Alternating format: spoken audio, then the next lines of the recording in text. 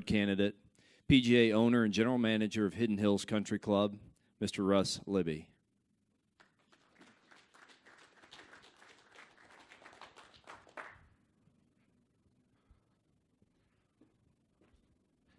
Thanks, Kelly. You did a great job. Appreciate it.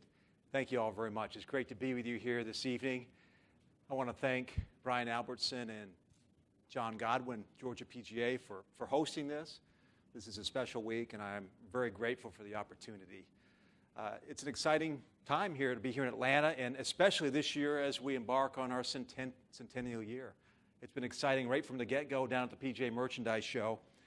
And I'm thankful that you're going to be here to join me as we embark on what I believe will be our next great PGA century. It's been 2 years since I stood here before you, my quest for secretary back in 2014. And during that time, I've learned an awful lot about you. I've formed long-lasting friendships with many of you, and I've learned a lot about you, a lot about your sections, the challenges that you face on a day in and day out basis. And it's important. That feedback has been very helpful to me. And during that time, I've asked you many questions, and I've listened. I've listened very carefully to your answers and the feedback. And it's helped me refine my vision of where I believe we need to take our association. My passion, it comes from 20 years of continuous leadership on the local and national levels, national committees, the National Board of Control. And I know you would agree with me when I tell you that our PGA members are our greatest asset. They form the foundation for our strong chapters, our strong sections, which are the bedrock for the PGA of America's success. Our members, they must be engaged, they must be mentored, and they must be inspired. Most importantly, they must be inspired if we're going to get to allow them to unlock their full potential. I want to talk to you a little bit about a PGA professional that I met recently. His name's Tim Basil. He's about a 6-hour drive from here in Madison, Mississippi. He's a head golf professional at Reunion Golf and Country Club. And I called him a little while ago to ask him some questions. And I've been doing this. I've been reaching out to PGA professionals on the front lines all over the country. And I've been asking them, what can the PGA of America do for you to help you in your life, to help you in your career? And when I called Tim, he had just gotten in the shop. He was the only one there picking up the phones and trying to take care of things. He had just dropped his 2 kids off at school. And you see his wife, Julie, she's a full-time nurse. And Tim's daily routine is generally to drop the kids off, Carter and Elizabeth, drop them off at school. Because they both work full-time, the kids go to extended daycare after school, and either Julie or Tim pick them up. Tim was really surprised that I called. He asked me a few questions. I asked him, and he shared with me that he had lost his assistant back in October. The assistant got out of the business. Heard that story before. And Tim had been struggling to find a way to replace that assistant, to find one with really good credentials, let alone somebody that was in the PGA program. Tim shared with me this is pretty typical for some of the smaller clubs in Mississippi. They've had a decline in the number of PGA apprentices that are available, and the budget at his club really limited him in his ability to get top talent. So he's been continuing to make do the best he can, taking care of his members in the best way possible. Tim shared with me also he loves to teach, but because the demands have been placed on him with his small staff and his budget, where does he spend most of his time? In the golf shop. He's not been able to get out and grow the game like he wants to, and like many of us want to. Times have changed. But I will say this, Tim was particularly proud of his PGA Junior League. He started it a couple years ago. He coaches it, he leads it, and his all-star team made it to the regionals in Mississippi, and he was very proud of that. I've heard this story before, and I know you have too. Tim's one of thousands of PGA professionals out there that are struggling to make do, make ends meet, provide for their family, and do the best they can for their members and their customers. despite challenging circumstances. Tim never once complained to me about his situation. He was very gracious. He was touched that I called. As a matter of fact, he had said nobody from the PGA had ever called to ask him how the PGA could help him. Tim's words in his situation, his experience, helped me solidify my beliefs on what I think we can do, what the PGA of America can do to help our PGA professionals. And what it starts with outreach, lending a helping hand. And when we do this, we gain valuable feedback on our members across the country. But you know what? More than anything, it provides buy-in. Tim knows we care about him. We want him to be part of the circle. And we want him to be better at his job, and we want him to be happier in his life. When we do this, when we reach out, we create this buy-in, and we inspire, and we motivate. Tim's just one PGA professional in a small town in Mississippi. But just think about it. If we could galvanize the strength of all 28,000 of our PGA professionals across the country, just think how we can move the needle. And sometimes, it starts locally, and it starts one PGA member at a time. There's no doubt about it. Ours is a massive association. 41 very unique sections spanning 3.8 million square miles. I had to look that up, 3.8 million square miles. That's what our borders expand from New England to South Florida to the Pacific Northwest to Southern California. We serve 24,000 members, as you know, 4,000 apprentices, and we sustain a $76 billion industry. We've got nearly 16,000 PGA facilities now, and we serve 25 million golfers, from little Johnny Smith to Dr. Jim Moss, 93 years old. When you consider it in these terms, it's thrilling, but it's also daunting at the same time. So tonight I want to break things down into simpler terms for you. And I want to identify what I feel our strategy should be for us to reach our full potential. Our founding fathers, in 1916, they charted our mission, they charted our association, and it was based on what? It was based on playing, teaching, the game, and our members. They were at the forefront. And 100 years later, that mission is still pure. Tonight I'm going to share with you my vision about how I think we can stimulate growth and opportunity for our members, our sections, and for the game that we all love. I think you would agree with me that we really need to work hard to provide continuous, lifelong opportunities, an arsenal of personal growth for our members. It includes education and training. And I believe this strongly, and I know you would agree that because when our members are at their best, we are at our best. Think about that. Education shouldn't be about MSRs. It should be about providing growth and opportunities to help our members be stronger in their careers and more valuable to their employers. My time on the National Board of Control, it gave me some clear understanding of some of the challenges that face our members, challenges that face our sections.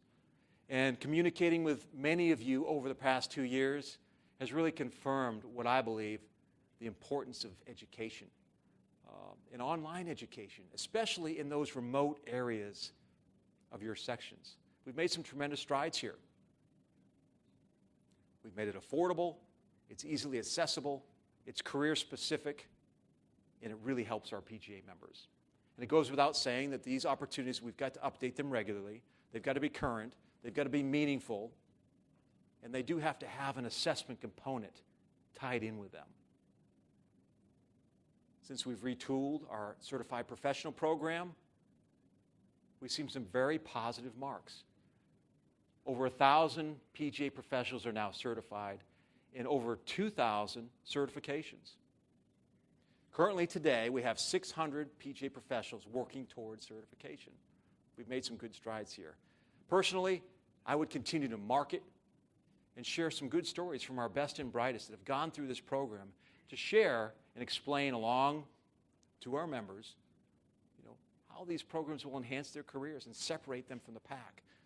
I think it's important to say this, that the certified program, the master program, they are not the be-all, end-all, but they are tremendous opportunities to help our members learn, grow, elevate their status, and they really are gaining in popularity, and I'm excited about that.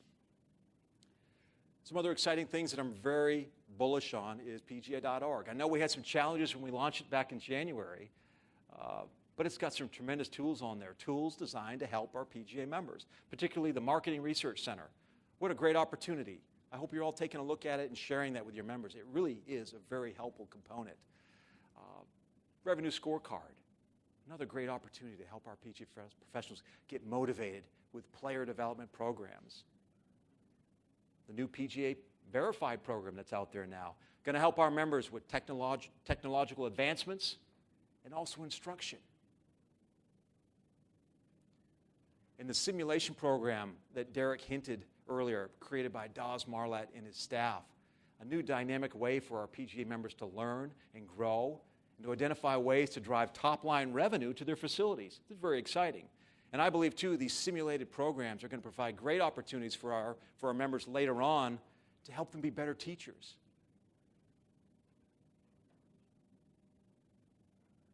You may have heard, we've had some pretty darn good success in the North Florida section, particularly in the Northern chapter, with our mentoring and education programs, and I'm very proud of that.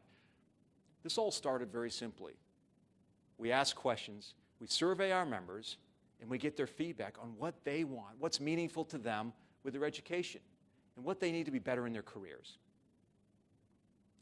We then tailor career-specific, affordable, meaningful opportunities that are dynamic is key, and easily attainable. And we've had some great programs. We're not the only section in the country having success with these programs. I did a little research. I know Kentucky's doing the Pro-to-Pro programs and having great success with that. Carolina's doing the Guru coaching and teaching workshops. The Gulf Coast chapter of the Dixie section having some great programs. I think one's coming up here with fitness and golf. And I think there's a club fitting seminar with Bud Rousey. Now that's dynamic, right? Bud Rousey teaches us how to fit. I love Bud. But those are the types of things we can do. And what we need to do, though, after that is to share those ideas and create a blueprint for success that other chapters, other sections can use to have that same type of success. It's really important. And we can be much better here in this department. And I promise you this, I will champion this process.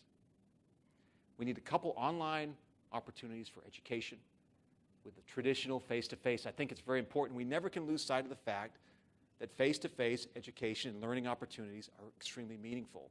But in doing so, in coupling these two entities, we can provide comprehensive, dynamic, award-winning education opportunities for training and growth and learning for our members. And with these skills, they're going to be better at their jobs, they're going to create upward mobility for themselves, and they're going to provide more value to their employers. Let's talk a little bit about employment. As a member of the National Employment Committee, I've been part of discussions with some really smart guys all over the country. And what we're trying to do is identify ways to grow wages, to create upward mobility for our PGA members, and job growth and penetration for PGA professionals at facilities all across the country. One thing that was disconcerting to me, when you look at compensation surveys over the last 9 years, there are some really disturbing trends. When you look at the median wage growth, it certainly has flattened. But when you factor in inflation and cost of living indexes, most of our PGA members are earning less today than they were a decade ago. This is pretty sobering. And this is exactly why Derek mentioned earlier that employment has to be number one on our list. It has to be number one on our priority for helping our PGA members in their careers. Certainly the Great Recession has played a significant role here. There's a lot of economic uncertainty out there, and there's global unrest. We know this, but we can't throw in the towel. I want to share with you a few ideas that I have where I believe we can make some impact immediately with our sections. And the first one is with simple outreach and feedback. We need to get feedback from our executive directors, our employment consultants, our employment committees, and our national staff. They can tell us what's going on at that local level, and we need to listen to what they say, and we need to plan out and map our plan of attack from there. We also need to talk to the best sections out there that are really having success in the employment arena, because they can help us too. We can share those ideas as we formulate this plan. Third, I want to create a task force. A couple of them, as a matter of fact. A task force of dual PGA CMAA members and dual PGA National Golf Course owners. And I want this task force to travel and meet with those particular allied associations and talk to them. Identify where we're falling short as PGA professionals, particularly in the upper management levels at the facilities across the country. We need to be prepared to listen to what they have to say, but at the same time, we need to continue to wave the banner of PGA professionals as really the most talented individuals to drive top-line growth and manage the bottom line at these facilities. This relationship is really, really important.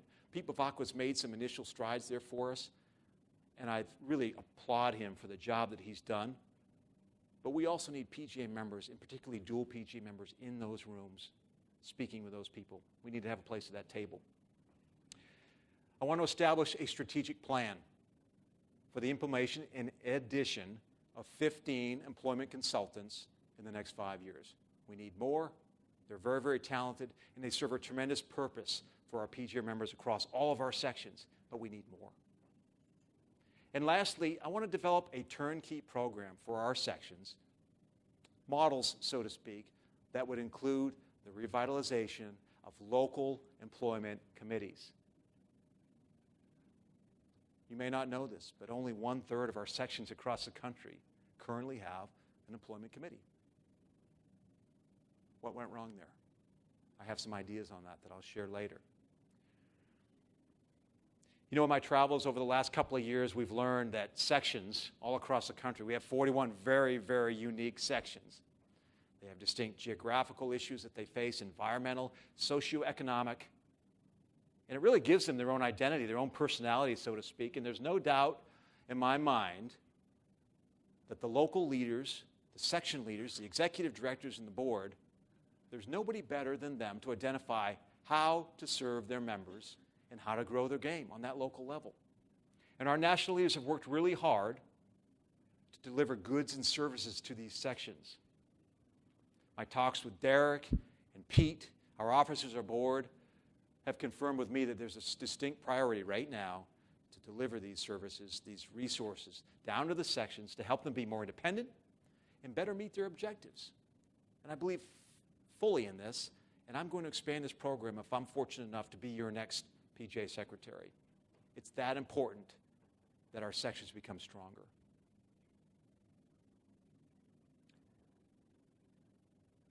I have a few ideas, too, on how we can make sections stronger. I want to share those with you as well. I want to work with our staff, our finance committee, and our board to identify ways to enhance ADP funding. As you know, ADP funding has been increased, and it's going to be doubled by the time 2019 comes. But we don't have a plan in place right now to map out our strategy moving forward. And we've got to identify that now. Many sections are already developing their long-term strategic plans, and we need to enhance and increase this ADP funding. We need to do it in a judicious manner, but we need to start now. We need to start mapping out our future in that area. We need to improve communications and interaction with our executive directors, our executive director committee, to identify and garner feedback that will help us map out our strategic plans moving forward. This communication's got to get better. Introduce training programs. Right? Many of us have large staffs, some have small staffs, but National can help us identify ways to assist our staff on the local level, to make them better at what they do, more efficient, and give them technological advancements that will help the entire operation. And in the end, what is it going to help? It's going to help our members. I want to establish leadership academies. There's a lot of young men and women out there that want to get involved, or at least they think they might want to get involved in governance. We need to establish a strong committee structure on the local levels to help facilitate this. And just as you've heard our national board members go through a very rigid and strict orientation process, we need to provide this opportunity to our new board members, our new section secretaries on that local level, so that they can hit the ground running and best serve our PGA members when they get into office.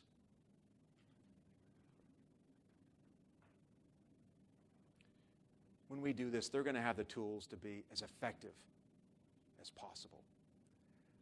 Again, I talked about adding more employment consultants. And these consultants, this is very important, are going to work with our employment committees that are in place, our executive directors, and by doing this, they're going to drive PGA presence, which is a real challenge for us right now. They're going to stimulate wage growth, upward mobility, and career advancement for all of our PGA professionals out there. And lastly, this is really important. It's an area of focus for me that I'm identifying as more and more important as we have potential pitfalls coming down that are impacting our sections. And it has to do with government relations space. We have a relationship now with We Are Golf, and they represent us very well. But it can't be just about We Are Golf being in Washington, D.C. on May 18th. It has to be a 365-day-a-year program, but also where we can help our sections be more savvy and work with local legislative bodies to deal with things like taxation, regulation, environmental issues, water, and we have a very serious problem coming down the road here that's going to impact our facilities with the Department of Labor and salaried employees. If we have better relationship and a better understanding with our local legislative bodies, and we continue to really tout what golf brings to the community economically and socially, we're going to really make some inroads there, protect our sections, and protect our individual PGA members. You know, each of these action items, they're going to strengthen the standing and the influence of our sections and allow them to provide more opportunities to support our individual PGA members. Let's talk a little bit about the game. This is the fun part. Despite all we hear out there about declining rounds and losing golfers, I believe, and I know this to be true, the best days are ahead of us. Golf is beautiful, and I know that golf is just as strong and just as beautiful as it was 500 years ago when it was invented. And I know I'm preaching to the choir here, but with all the negativity out there, and we just saw it last week with the Wall Street Journal, I think it's important that we all step back and pause. And we think about what's right with the game. USGA President Diana Murphy, she's just down the road in St. Simons. She said recently at her inauguration, there seems to be more gloom hanging around golf than the sport deserves. And although golf will always have challenging times, it's time for all of us to stand together and be positive about golf and act accordingly. And I couldn't agree more. And you know what? That's what the game teaches us, right? We go through periods on the golf course where we have rough patches and we might make a bogey or two. But that doesn't mean we can't come back on the next hole and make birdies. And ladies and gentlemen, I think we're about ready to start making a lot of birdies. Just for a moment, I want you to think about something. I want you to think about how golf has impacted you. How has it impacted you? How has it impacted your family and your career? And how have you seen the game change lives? I can share with you that golf means everything to me. It gave me the opportunity to meet my beautiful wife, Tracy, 25 years ago. I remember exactly where I was standing at the Marriott World Center in Orlando, and I saw her across the room in this beautiful red dress. And that will forever be emblazoned on my mind. She's my partner in life. She's my partner at the club, and she gave me 4 beautiful children. Golf has given me my family. It's given me lasting friendships. It's given me my career. It's given me the opportunity to become involved with the greatest sports organization in the world, one I intend to lead with your support. I don't know about you, but I like the fact that golf is challenging. I like the fact that you've got to work hard to be good at the game. And I'm proud of the fact that golf provides life skills, core values for our young people. It encourages a healthy lifestyle, fitness. Fitness for a society that's become increasingly sedentary. Did you know this? A recent survey out of Sweden did some findings on 300,000 people, and golfers live 5 years longer than people that don't play golf. What a great selling point for us. Let's start getting people to play golf. Golf is safe. Golf is fun. It's social. It's great for the whole family. There's really no other sport like it, and I know you agree with me. In recent months, I've been speaking with our fellow PGA leaders, our staff down at Palm Beach Gardens, about what I feel will be a refreshing new direction. And Derek sort of stole my thunder a little bit earlier today, but the timing is perfect. It's time to celebrate the game. It's time to celebrate golf. It's time for us to sing that from the rafters, from the rooftops. And we need to message all that is good about the game. And at every step of the way, what a perfect opportunity for us to introduce the PGA golf professional as the steward of the game, and as Pete Bavacqua says, the tangible link between the game and those who might want to play it. And I have three ways that I would like to celebrate, protect, and advance the game of golf. And I want to share them with you. First of all, I want to pull together our player development teams, our committees, our talented staff, our marketing and communications people down in Palm Beach Gardens, and develop an initiative, simply put, called Love Golf. I had a couple of weeks ago a great opportunity to talk to Randy Stutzman. He's our social media strategist down at headquarters, and tremendously smart, by the way. We talked about establishing a content plan and tailoring messages to specific audiences. And we're going to do that through the 30 or 40 social channels that we currently penetrate, like Facebook, Twitter, Instagram, Snapchat, LinkedIn, a couple of new ones that I learned about, Vine, Periscope. Have you heard about those? How can we maximize, we talked about this, how can we maximize opportunities with the PGA men's and women's championships, the Olympics, the Ryder Cup? How can we drive people to the game, to PGA.com, so we can capture them and get them introduced to the game? But most importantly, how can we drive them to the doorsteps of our PGA golf professionals all across the country?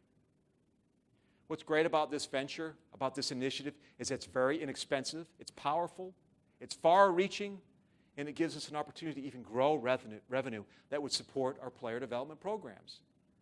I don't think there's any other way to better target our youngsters, our families, our millennials, the players that represent the future of our game. You know, we aren't obviously the only ones in the industry, right? We all know there's strength in numbers. And we need to continue to solidify relationships and partnerships with our allied associations so we can really create some comprehensive marketing plans together so that we can dig our way out of this together. And what we need to do is to tell that story of golf. We are all in this together. But it's going to be the PGA that leads this, and I plan to be the one that leads this charge if I'm fortunate enough to become your next PGA secretary. We have some great development programs, player development programs. Derek spoke of them earlier tonight. PGA Junior League, 30,000 players last year. It's growing by leaps and bounds. We should get to 50,000 here in no time. Get Golf Ready, 107,000 participants last year. 66% of them are women. We're getting more women interested in playing the game. Drive, chip, and putt, we all know that story. We'll be heading to Augusta in just a few weeks here and watching these young kids with these bright eyes getting ready to compete just before the Masters starts. I will convene with our player development representatives, our committees, and our experts all around the country to identify some next step opportunities. We really need to be forward thinking here and identify some next step opportunities, particularly for PGA Junior League. We can't let these kids age out of PGA Junior League. We need to stay fresh and innovative and relevant and continue to position the PGA of America as the brand that always is first in golf. Additionally, we need to look at some cross-promotion. There's some great programs out there that we don't own. I have many members at my club that participate in the LPGA USGA Girls Golf Program. It's outstanding. We should be supporting it to the best of our ability. And you've heard me say this before. I'm a board member with the First Tee of North Florida. A great relationship, a great opportunity for us to strengthen. And lastly, schools. At every opportunity, we need to get golf clubs in the hands of young people, particularly in elementary schools through SNAG programs and middle schools. And you know what? Every one of us, we can start this initiative today. We don't have to wait for a big marketing campaign. And I challenge each and every one of you in this room, when you leave here tomorrow, to go back and speak all that is good about the game to your customers and your fellow PGA members out there. Let's not let the experts in the industry, quote unquote, the industry pundits, let's not let their negativity pervade or perpetuate what can be a self-fulfilling prophecy. We all must play our part, and PGA professionals, we must lead. We must lead, and we must sing golf's praises. And if we continually work to positively find ways to solve these problems together, there's nothing that can keep us down. I was so pleased with Pete Bavacqua last week when he spoke with Charlie Reimer for about 7 minutes and talked about the momentum in golf coming right on the heels of the Wall Street Journal piece. Right on point, perfect. He represents us so well. And I intend to echo those words that Pete shared. And I hope that you'll join me in doing the same thing. So why support Russ Libby for your next PGA secretary? Is it because of my love for the game? Is it because of my passion for the PGA of America? Is it because of my 35 years in the business, the only business that I've ever worked in? Is it because of my 2 decades of continuous leadership on the chapter, the section, national committees, and on the PGA Board of Control? Maybe it's for the way I lead as a forward thinker, a problem solver, a leader that reaches out to others, develops consensus, and gets things done. I have a proven track record for getting things done now. Someone who's not afraid to make tough decisions, but always making decisions with the best interests of our PGA members in the game in mind. Someone who's been invoking positive change for our PGA members for 2 decades now. Maybe it's for the fact that I have experience at almost every facility type there is, in almost every capacity. I've been a player, I've been a full-time instructor, I've been a head golf professional, I've been a director of golf, I've been a general manager. And now, of course, Tracy and I own and manage a small club in Jacksonville, Florida. You know, maybe it's because of all these things. Maybe that's why you should vote for Russ Libby. But one thing is for certain. I truly do believe it's go time. And my extensive background in the industry and in leadership have prepared me well for this journey, and I will represent you well. You may have heard about the PGA leaders that put an empty chair in the boardroom to signify the individual PGA member. Have you heard that? And when they're charting their course, they always ask whether their decisions would positively impact the member in that chair. And I love this story. It's a great story, and it's something we never can lose sight of. But ladies and gentlemen, I am that member, and I've been that member since I started out in this industry in 1982. I've been in your shoes, and I know what you and our PGA members face on a day in and day out basis. Because I've been there, I am there. And because of this, as your next PGA secretary, I will always represent you and our members well, just as I have for the last 20 years. I'm ready to serve, and I'm ready to lead our association into the next great PGA century. I want to thank you for your time. I'd appreciate your support and your vote in New York City. Thank you very much.